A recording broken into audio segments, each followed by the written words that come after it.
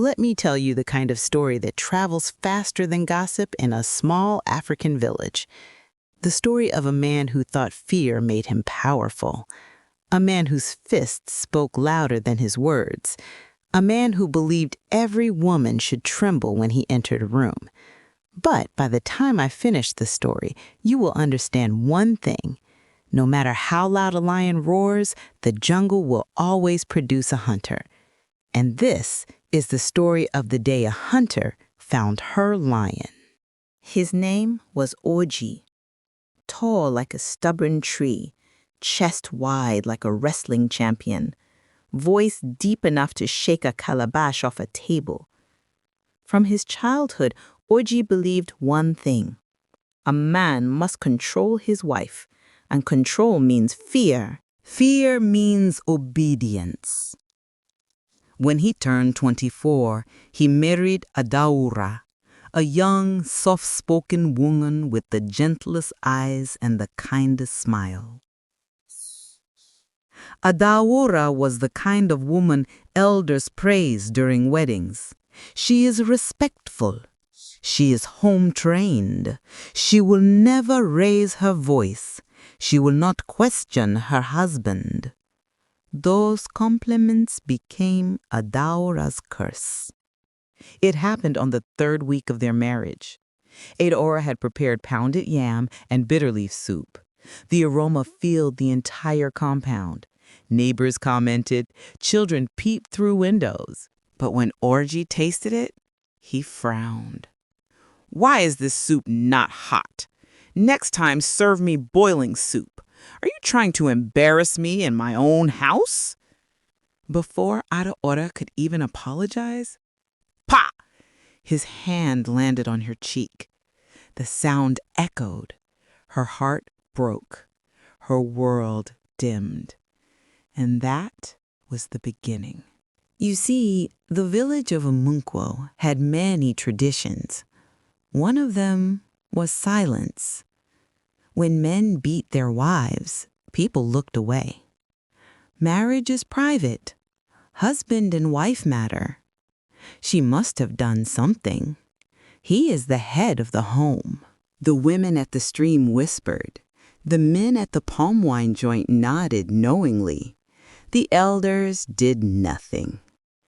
And so, Adaura became a shadow, a breathing ghost. Her laughter disappeared, her eyes dimmed, her body became lean like a broomstick. For 5 years, Orji tormented her, until one evening, Adaura collapsed while cooking. By morning, she was gone. The villagers cried. Orji performed like Nollywood, rolling on the ground, wailing, shouting, tearing his wrapper. Only God knew the truth.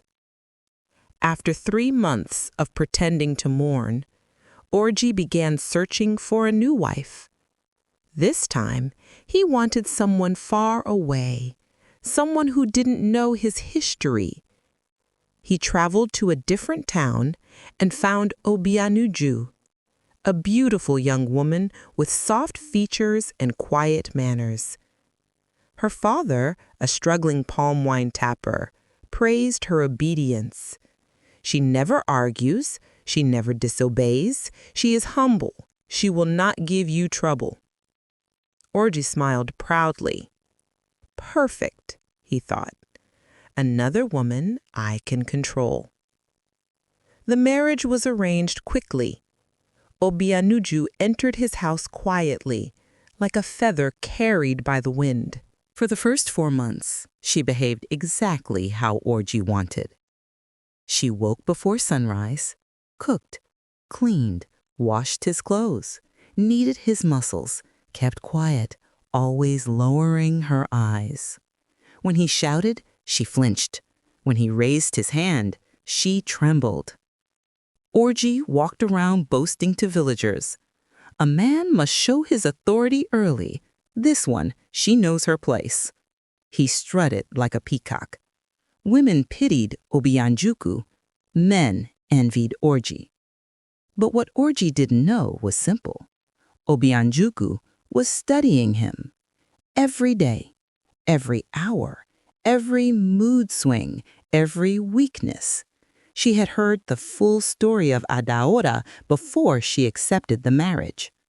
But unlike Adaora, Obianuju was not weak. She was waiting, planning, patient, dangerously patient. It happened on a Sunday morning. Orji woke up expecting breakfast.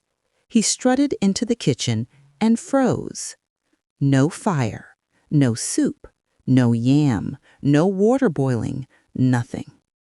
He stormed into the bedroom. Obianuju was sitting up, calmly oiling her legs. "Obianuju, where is my food?" he thundered. She looked at him and smiled. "Oh, that.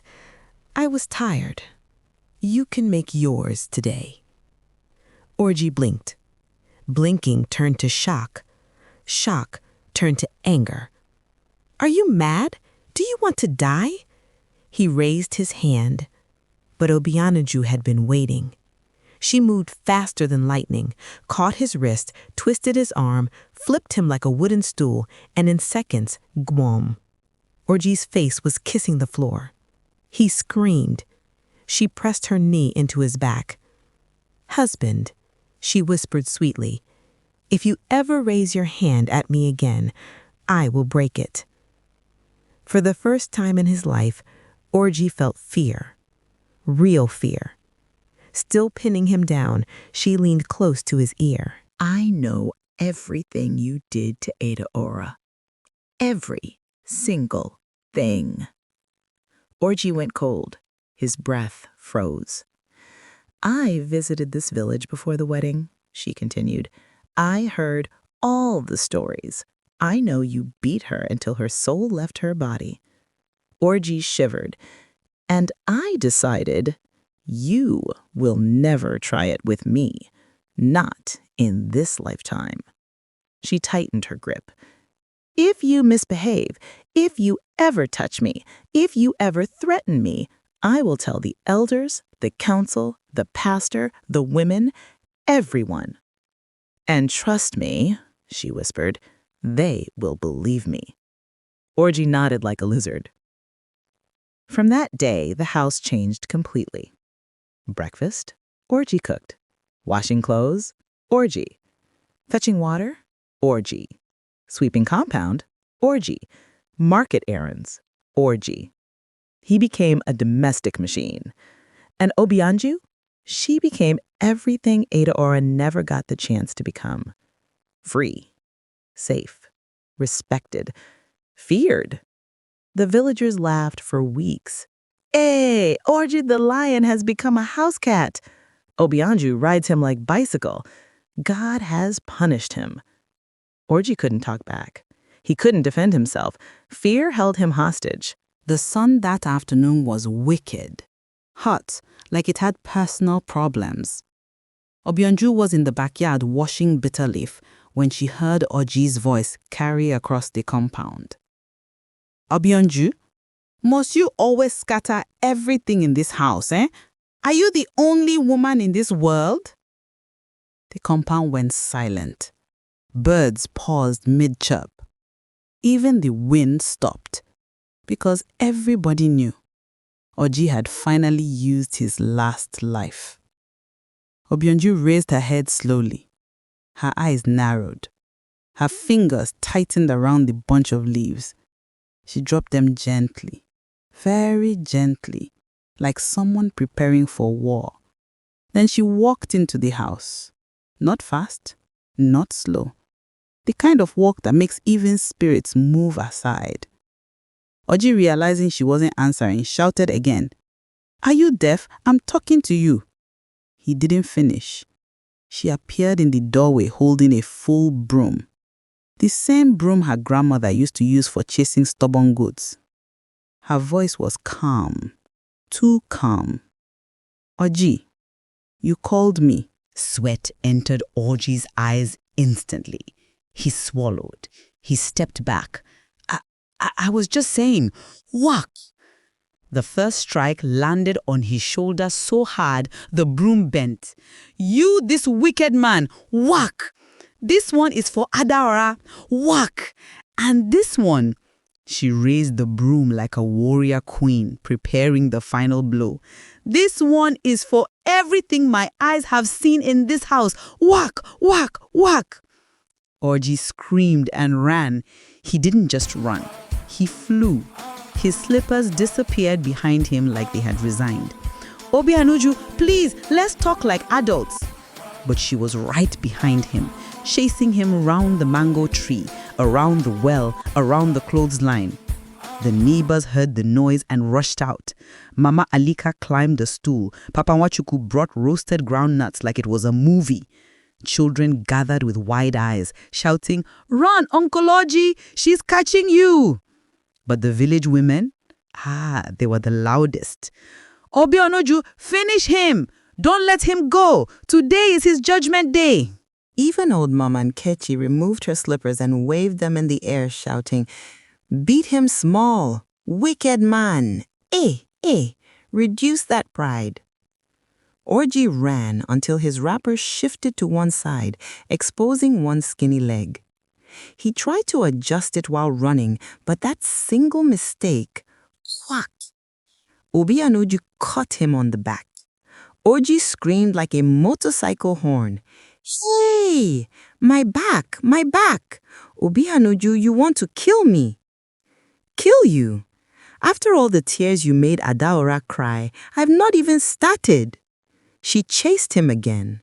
This time, Orji dived behind the village shrine, holding the carved wooden post as if the gods would protect him. "Please now, people are watching. My reputation." Obianuju's voice thundered, "Which reputation? The one you used to cover your wickedness?" The crowd roared. Phones came out. Someone went on Facebook Live. Another person shouted, "Cameraman, zoom in, zoom in. Obianuju don't catch Omoh." Orji looked around, left, right. No escape. His chest was rising and falling like a drum. Obianuju raised the broom again. "Come out. Let me finish what I started." He shook his head violently. "No, I won't come out. I'm safe here." The gods seemed to laugh because a sudden gust of wind blew the white cloth on the shrine pole, wrapping it around Orji's head. He stumbled forward blindly, straight into Obianuju's waiting broom. Whack! He screamed and dropped to his knees. "Obianuju, please! I will change. Just leave my bones alone." She stopped, stood over him, breathing heavily. The crowd was silent now, waiting. Orji looked up slowly, face covered in sweat and dust. Obianuju pointed the broom at him like a sword. In this life, her voice trembled, not with fear, but with strength. "No man born of a woman will break me again, and no man will hurt Adaora again. Do you hear me?" Orji nodded rapidly. "I hear you. I hear you very well. I have heard you with my whole soul." She dropped the broom beside him. "Good, because that was mercy. Next time, I won't use broom." The crowd screamed. Women ululated. Children jumped. Men laughed until tears came out. Someone shouted, "Obianuju for president!" Even Papa Nwachuku clapped and said, "This is the kind of woman the world needs."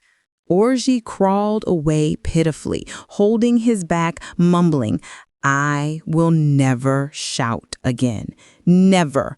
God forbid." And that was the day the whole village said, Obianuju has finally matched fire with fire. That night, after the entire village finished laughing about how Obianuju scattered Orji, the compound went unusually quiet. But inside Adara's room, nothing was quiet. She couldn't sleep. Her hands were shaking. Her breath was unsteady. Because the scene earlier that day, watching her mother fight for her, watching Orji finally taste the fear he gave everyone, it unlocked something. something she had buried for years. She walked outside and found her mother sitting on the front steps, staring into the moonlit sky. Obianuju didn't turn when she heard her footsteps. "Ada," she said softly, "sit." Araora sat beside her. For a long time, neither spoke. The night crickets filled the silence. Finally, Obianuju sighed. "I scared you today, didn't I?" Araora shook her head slowly. "No, Mama, you didn't scare me. You woke me." Obianuju turned, confused. "Woke you?" Araora's eyes filled with tears she had carried for too long. "Mama, I have been afraid of everything. Afraid of men, afraid of sounds, afraid of myself, afraid of what I am becoming." Her voice broke, her throat tightened. "Because of him." Obianuju swallowed hard and turned fully to her daughter. "Ada, tell me everything." Araora wiped her cheeks, shaking. Her voice was barely a whisper. "I was 11 when it started." Obianuju froze. Araora continued, tears running freely now. "He would enter my room when you were sleeping. He would tell me not to make noise. He would say I owed him. He would touch me. Sometimes worse."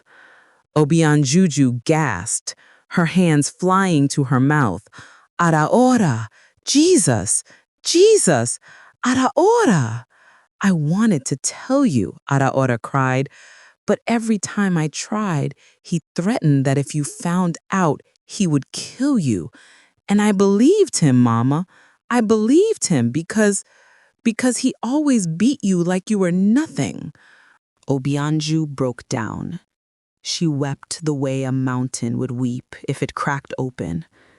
She pulled Adaora close and held her like she was holding her own soul. "My daughter, my baby, my Ada, why didn't I see it? Why didn't my eyes open? What kind of mother was I?" "You were the best mother I had," Adaora whispered, hugging her tightly. "You just didn't know. You were surviving too."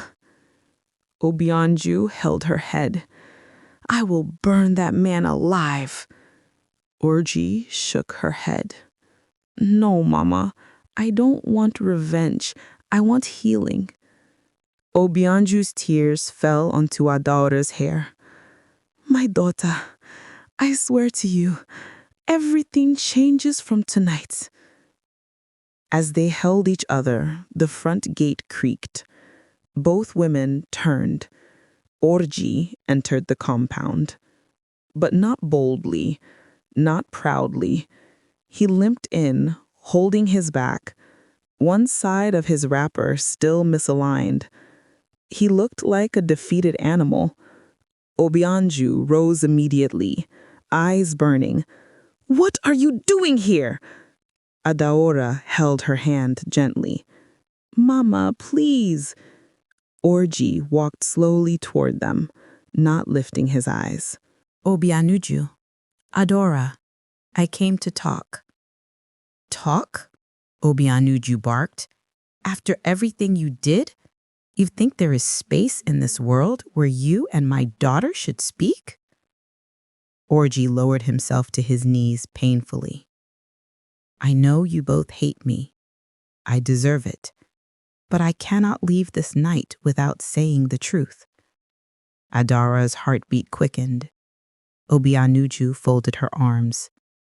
"Talk and get out." Orji inhaled shakily. "I was not born wicked. Life hardened me. Drinking finished me. Anger poisoned me. But nothing I say will excuse what I have done. I have wronged you, the both of you." He bowed until his forehead touched the soil.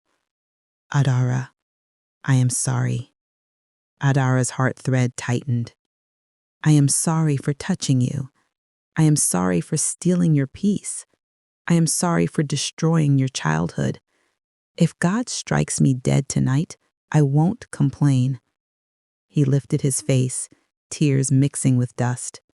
"I have lived as a man, but today I kneel as a disgrace." The compound was quiet. Even the night breeze palled.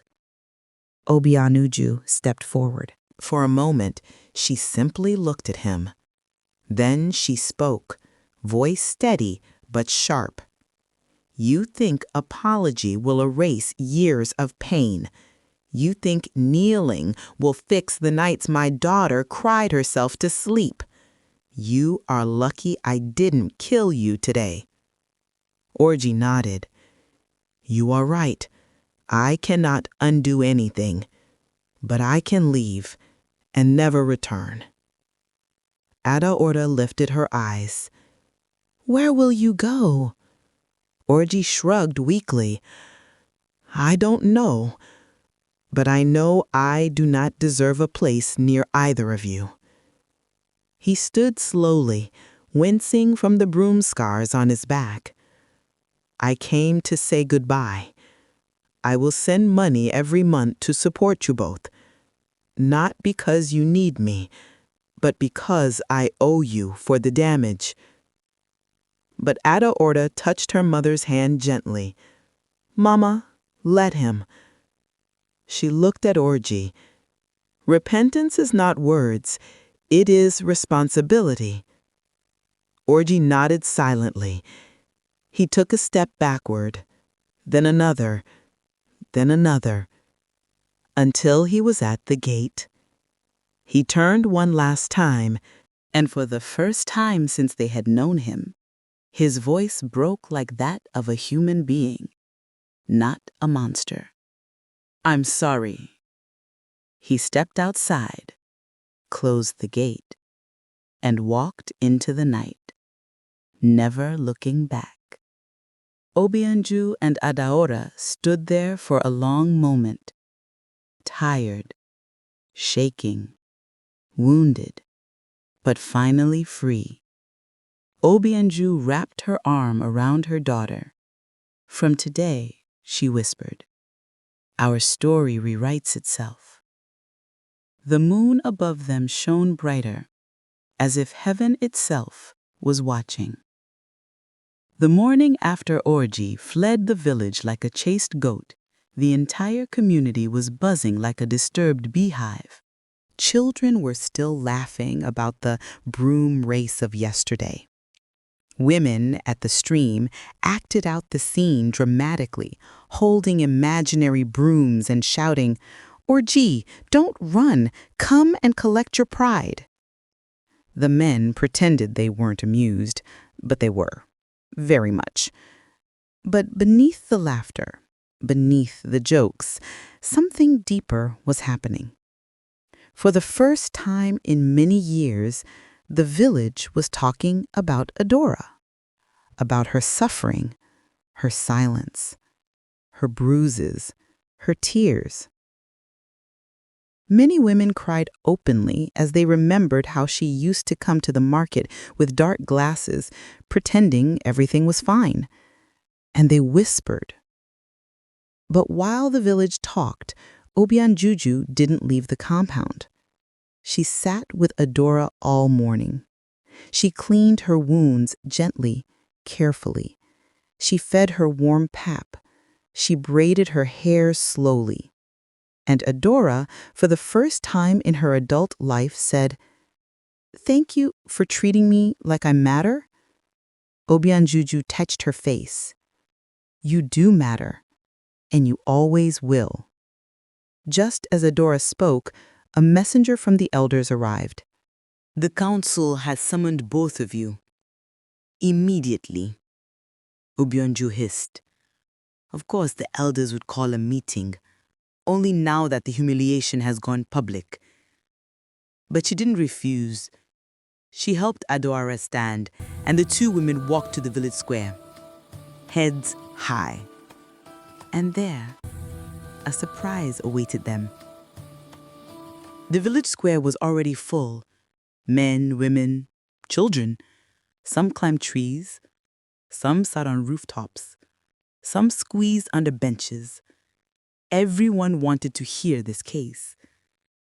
At the center sat the 7 elders, all with tightened faces, trying to look serious.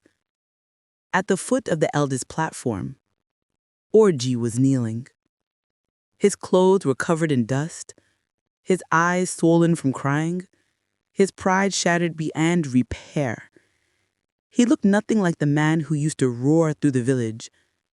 Now, he looked like a soaked cat, dragged out of a storm. When he saw Obianuju and Idora approaching, he bowed his head to the ground. He couldn't look at them. Not today. Not ever again. The head elder cleared his throat. Obianuju, Idora, and Orji, you have been summoned because your matter has brought chaos to the entire village. Murmurs ran through the crowd. Chaos? No.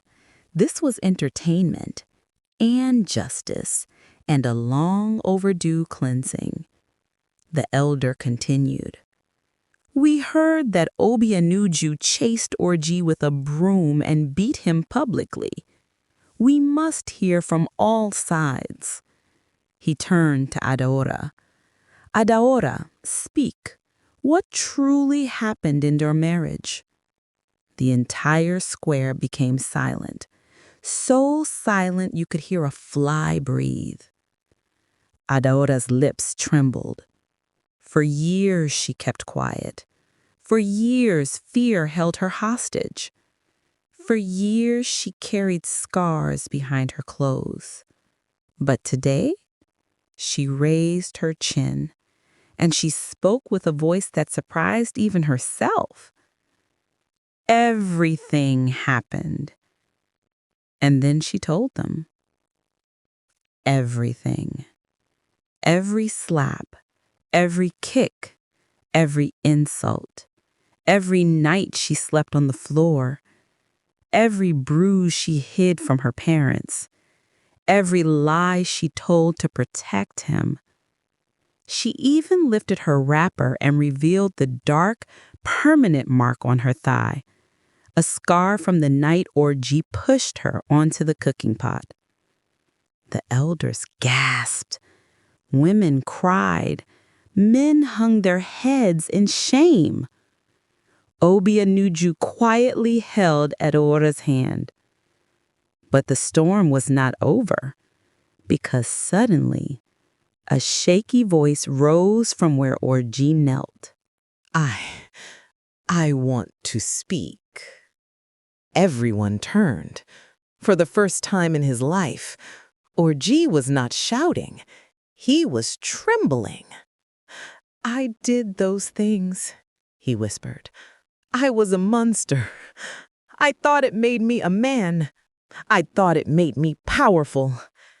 He looked at Idora, tears pouring down his cheeks. I killed your laughter. I destroyed your peace. And if there was any justice in this world, you should never forgive me. The entire village froze. Orji continued. When Obianuju held that broom, it wasn't the broom I feared. It was the truth that I am weak, that I am nothing without the fear I forced on others. He turned to the elders. I am ready for any punishment, anything, even banishment. The elders sat back, stunned. This was not the Orji they knew. Just as the elders were about to speak, a voice shouted from the edge of the crowd, Wait! You have not heard our own word.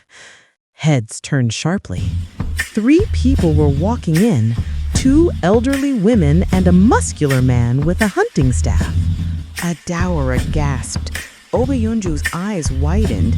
Even Orji's jaw dropped. It was Idora's family, the ones who lived in a far village, the ones she had run away from after marriage. The elder of her family stepped forward. "We did not know our daughter was dying in silence," she said, "but now we have come to stand behind her." The muscular man, Adaura's older cousin, hit the ground with his staff. "I came to collect the bride price back." The entire square erupted. Return bride price? That alone was a national scandal. The man continued, "We will not take her back to that house. She is free." Adaura burst into tears, the good kind. Obianuju embraced her. Orji collapsed fully to the ground, weeping. This was the twist he never expected, the humiliation that sealed his fate. Because in their culture, if bride price is returned, the marriage is officially declared dead. Adaura was no longer his wife, no longer his property, no longer his victim. She was free. The elders whispered among themselves. Then the head elder stood. "Orji," he said gravely, "you have brought shame to this village. You have abused the one you vowed to protect. You have disgraced manhood." He paused. The entire village held its breath. "You will not be banished. You will stay here and live with the consequences." A murmur ran through the crowd. The elder continued, "You will rebuild Adaura's father's house with your own hands. You will serve Obianuju and Adaura until the harm you caused is repaired. You will live as an example to all men that wickedness has a price." He struck his staff on the ground. "This is our judgment." The village shouted in agreement. Orji bowed until his forehead touched the dust. A broken man, a humbled man, but finally, a man learning. Adaura turned to him, her voice calm. "I do not hate you, but I will never return to you. Go and rebuild your life the right way this time." Obianuju wiped Adaura's tears. "You are free, my sister." Weeks passed. Orji worked from sunrise to sunset, rebuilding the house, repairing damages, serving the two women silently. Kids teased him. Women watched him with mixed pity and satisfaction.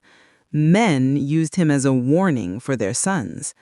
And Adaura, her skin glowed again, her laughter returned, her spirit rose.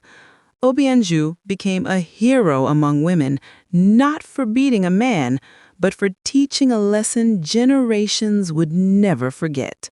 One evening, as the sun set and the sky burned gold, Adaura and Obianuju stood outside, watching Orji complete the final repairs. Obianuju whispered, "So, this is justice." Adaura replied softly, "No, this is restoration. Justice is when pain is replaced with peace." And for the first time in many years, Adaura smiled without fear. Moral lesson: a man is not measured by the strength of his fists, but by the gentleness of his heart. Silence protects the abuser, but speaking out protects the soul. And above all, when a woman rises to defend herself, even the strongest man must learn humility. If this story touched your heart, if it opened your eyes, or if you believe no woman should ever suffer in silence, hit the like button, drop a powerful comment, share this video to help someone who needs it, and subscribe so you never miss another story. Your engagement helps this message reach more hearts. Let's raise a generation where love is gentle and wickedness is never tolerated. See you all in our next chapter. Bye, guys.